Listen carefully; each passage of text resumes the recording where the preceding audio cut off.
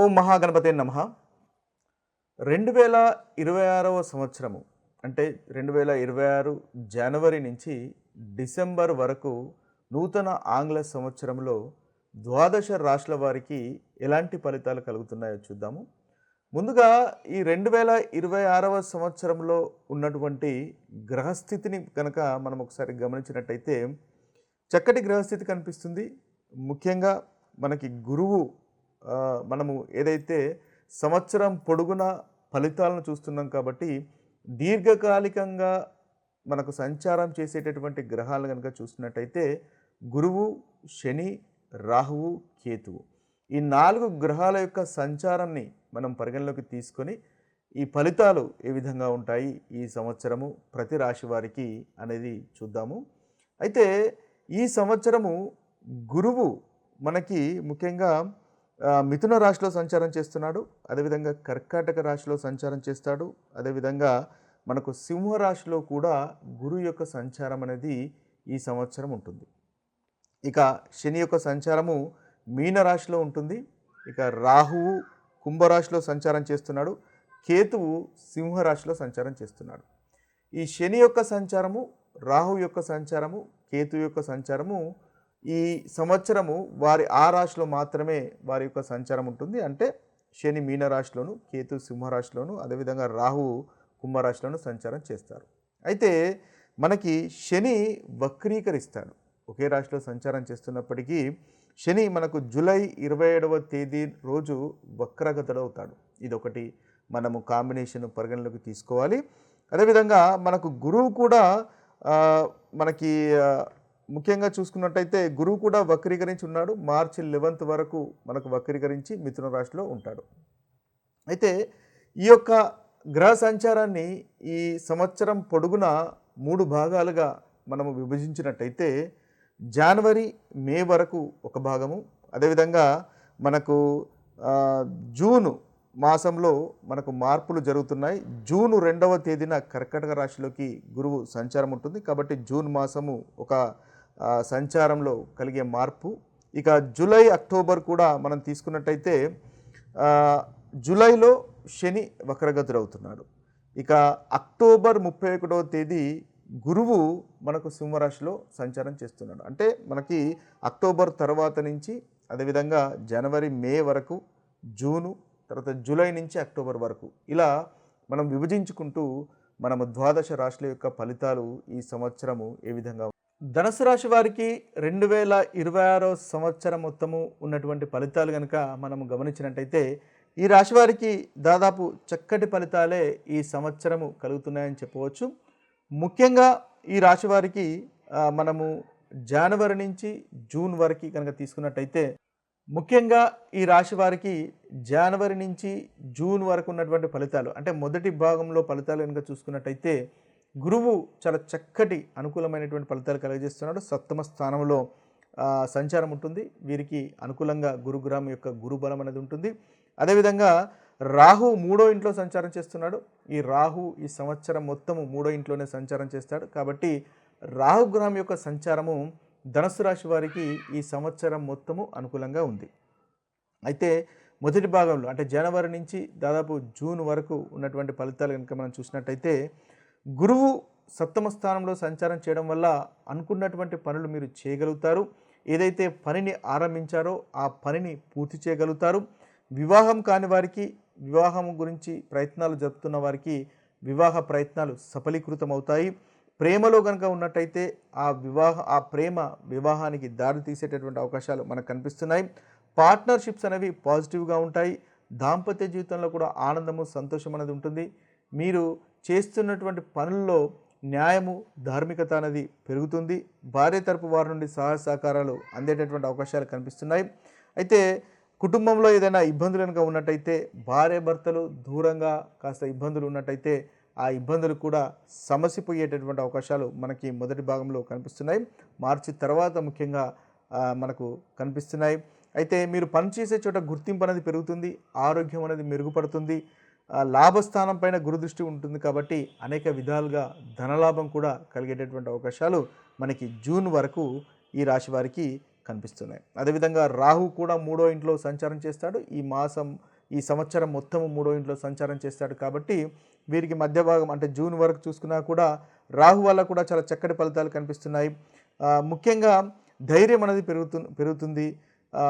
చూసినట్టయితే ఏదైనా మొబైల్స్ కానీ టెలికమ్యూనికేషన్ సంబంధించినటువంటి విషయాల్లో కొత్త వాటిని తీసుకునేటటువంటి అవకాశం కూడా కనిపిస్తుంది. శాలరీలలో హైకులు ఉండేటటువంటి అవకాశాలు కూడా మనకు రాహు 3వ ఇంట్లో సంచారం చేయడం వల్ల కనిపిస్తుంది. ధైర్యంగా ముందుకు వెళతారు, తద్వారా మంచి ఫలితాలు మొదటి భాగంలో మీరు పొందగలుగుతారు. అయితే జూన్ తర్వాత కనుక చూసినట్టయితే వీరికి జూన్ తర్వాత ముఖ్యంగా గురువు అష్టమ స్థానంలోకి సంచారం అనేది ఉంటుంది. కాబట్టి అష్టమ స్థానంలో గురువు సంచారం చేయడం వల్ల వీరికి కాస్త వృత్తిలో ఇబ్బందులు ఉండేటటువంటి అవకాశాలు కనిపిస్తున్నాయి. ముఖ్యంగా అభివృద్ధి అనేది చాలా నెమ్మదిగా జరుగుతుంది జూన్ తర్వాత. అయితే జూన్ తర్వాత ఇదే సమయంలో శని కూడా మనకు 4వ స్థానంలో సంచారం చేస్తున్నాడు. కాబట్టి శని వల్ల అంటే అర్ధాష్టమ శని ఉంటుంది కాబట్టి శని కూడా అంతగా అనుకూలంగా లేడు. కాబట్టి ఆ విషయంలో కూడా కాస్త ఇబ్బందులు కనిపిస్తున్నాయి. కాబట్టి అయితే ఇంటిని రెనోవేట్ చేసేటటువంటి అవకాశాలు లేదా ఇంటిలో మార్పులు చేర్పులు చేసుకునేటటువంటి అవకాశాలు మనకు జూన్ తర్వాత వీరికి కనిపిస్తున్నాయి. ఏదైనా శుభకార్యాలకు ఖర్చు చేసేటటువంటి అవకాశాలు కూడా ఈ జూన్ తర్వాత ఈ ధనుసు రాశి వారికి మనకు గోచరిస్తుంది. ఇక మళ్ళీ అక్టోబర్ 31 తర్వాత ధనుసు రాశి వారికి గురువు అక్టోబర్ 31 తర్వాత 9వ స్థానంలోకి సంచారం చేస్తాడు. కాబట్టి ఇక్కడ మళ్ళీ ధనుసు రాశి వారికి గురువు యొక్క అనుకూలత అనేది పెరుగుతుంది.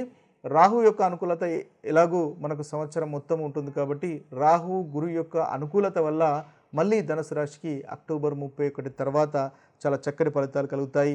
స్పిరిచువల్గా ముందుకు వెళుతారు. ధార్మికతకు సంబంధించినటువంటి విషయాల్లో మీ యొక్క ఇంట్రెస్ట్ అనేది పెరుగుతుంది. మీపై మీకు నమ్మకము మళ్ళీ వస్తుంది. కార్యసిద్ధి అనేది మీరు చేసుకోగలుగుతారు. సోషల్ లైఫ్ బాగుంటుంది. ముఖ్యంగా ఫ్రెండ్స్తో సంతోషంగా గడపడము, బంధువులతో సంతోషంగా గడపడం లాంటి ఉత్తమమైనటువంటి ఫలితాలు కనిపిస్తున్నాయి. పిల్లలు పెద్దలు సంతోషంగా ఉంటారు. పంచమ స్థానం పైన దృష్టి ఉంటుంది కాబట్టి సంతానం కోరుకునే వారికి సంతానము వచ్చేటటువంటి అవకాశాలు కూడా కనిపిస్తున్నాయి. మంచి ఆలోచనలు ముఖ్యంగా పెరుగుతాయి. తద్వారా ఆలోచనతో నాలెడ్జ్ పెరుగుతుంది. నాలెడ్జ్ వల్ల మీరు అనుకున్నటువంటి పనులు మీరు చేయగలుగుతారు. సోదరుల మధ్య సఖ్యత పెరుగుతుంది. ఒకరికొకరు సహాయ సహకారాలు మీరు అందజేసుకోగలుగుతారు. అక్టోబర్ 31 తర్వాత మళ్ళీ చక్కగా మనకు ఈ యొక్క ఫలితాలు అనేవి కలుగుతున్నాయి. అయితే ఓవరాల్గా చూసినట్టయితే జూన్ వరకు చాలా చక్కగా ఉంది.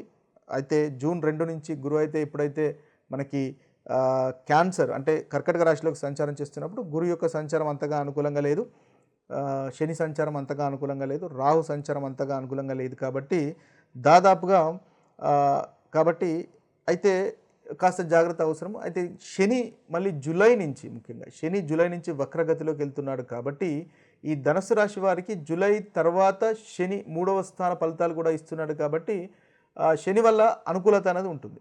కాబట్టి అంతగా ఈ జూన్ నుంచి అక్టోబర్ మధ్య భాగంలో రాహుతో పాటు శని కూడా మంచి ఫలితాలు ఇస్తున్నాడు. కాబట్టి ఓవరాల్గా సంవత్సరం మొత్తము దాదాపు గురుగ్రహము శనిగ్రహము మధ్యలో వక్రీకరించినప్పుడు అదేవిధంగా రాహుగ్రహము కంప్లీట్ సంవత్సరం మొత్తము ఈ రాశి వారికి అనుకూలంగా ఉంది. కాబట్టి ధనుసు రాశి వారికి 2026 సంవత్సరము చాలా చక్కటి సంవత్సరంగానే మనము చూడవచ్చు. అయితే మనము ఈ రాశుల అన్నిటికీ ఈ యొక్క గ్రహాల యొక్క సంచారాన్ని ఆధారంగా చేసుకొని మనకు కలుగుతున్నటువంటి ప్రతికూలమైనటువంటి ఫలితాలు అధిగమించడానికి, మనకు కలుగుతున్నటువంటి చెడు ఫలితాలను పోగొట్టుకొని మంచి ఫలితాలను ఇంకా ఇంక్రీజ్ చేసుకోవడానికి పరిహారాలను కనుక చూసినట్టయితే మనం ముఖ్యంగా మేషరాశి, ధనస్సు రాశి, కన్యరాశి, మేషరాశి, ధనస్సు రాశి, కన్యరాశి ఈ 3 రాశులకు ఈ సంవత్సరము కేతుగ్రహము అంతగా అనుకూలంగా లేడు.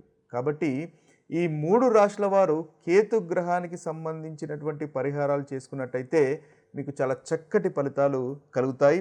ముఖ్యంగా కేతుగ్రహం అంటే కేతు యొక్క మంత్రాన్ని మీరు ప్రతిరోజు పఠించవచ్చు. ఓం కెం కేతవాయ నమః అనేటటువంటి మంత్రాన్ని మీరు 108 సార్లు పఠించవచ్చు. లేదా ఓం శ్రాం శ్రీం శ్రౌం సహ కేతవాయ నమః అనేటటువంటి మంత్రాన్ని కూడా మీరు బీజ మంత్రాన్ని 108 సార్లు పఠించినట్టయితే చాలా చక్కటి ఫలితాలు మీకు కలుగుతాయి. అదేవిధంగా మంగళవారం కానీ శనివారం కానీ ఒకవేళ మీకు ప్రతిరోజు కనుక కుదరకపోయినట్టయితే కనీసం మంగళవారము, శనివారము సాయంత్రము ఈ కేతు గ్రహ మంత్రాన్ని పఠించినట్టయితే ఈ సంవత్సరం మొత్తము కేతు వల్ల కలుగుతున్నటువంటి ప్రతికూలమైనటువంటి ఫలితాలు ఈ 3 రాశుల వారు అధిగమించగలుగుతారు. మేషరాశి, ధనస్సు రాశి, అదేవిధంగా కన్యా రాశి. ఇక మిగతా రాశులు కనుక చూసినట్టయితే వృషభ రాశి, కర్కాటక రాశి, మకర రాశి, తులారాశి, మిథున రాశి.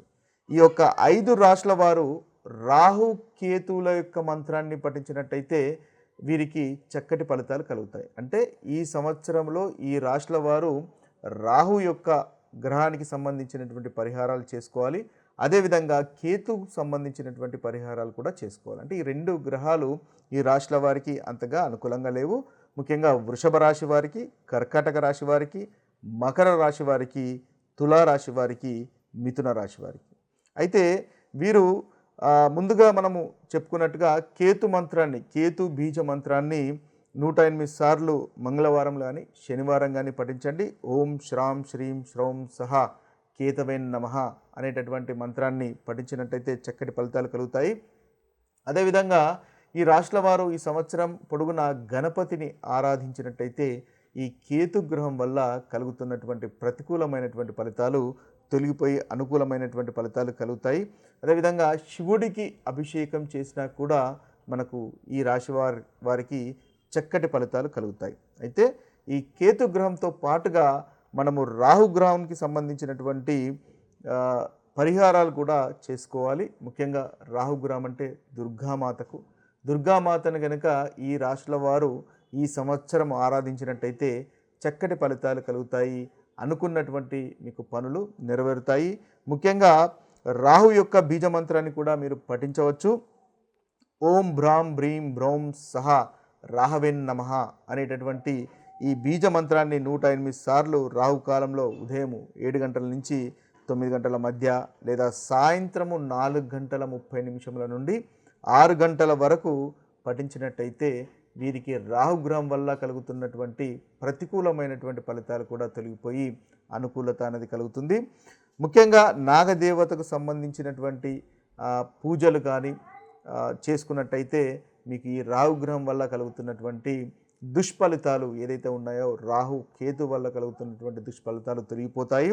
అంతేకాకుండా శివునికి కూడా మీరు ఈ సంవత్సరం పొడుగున ఈ రాశుల వారు శివునికి సంబంధించినటువంటి పూజలు కనుక చేసుకున్నట్టయితే చక్కటి పరిహారాలుగా ఉపయోగపడతాయి. ఏదైతే ప్రతికూలమైనటువంటి ఫలితాలు ఉన్నాయో ఆ ప్రతికూలమైనటువంటి ఫలితాలు తొలగిపోతాయి.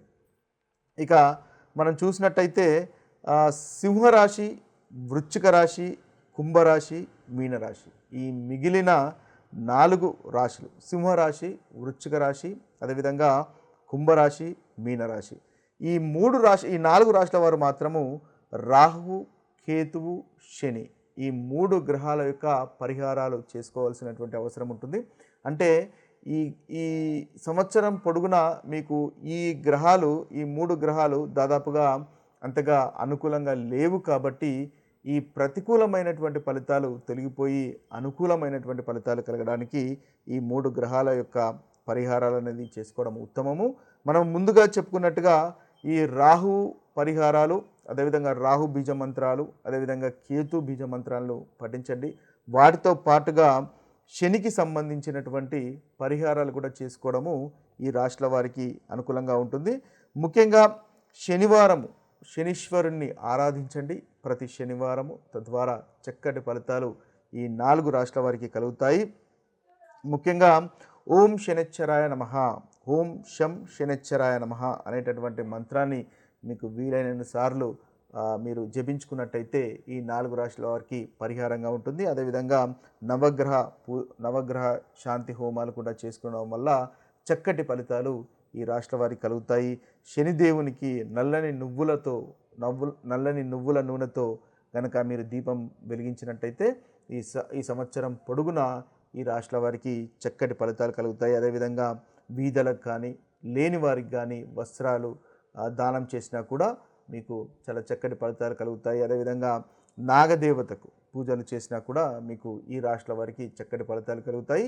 ఏదైతే ప్రతికూలమైనటువంటి ఫలితాలు ఉన్నాయో ఆ ప్రతికూలమైనటువంటి ఫలితాలు తొలగిపోతాయి.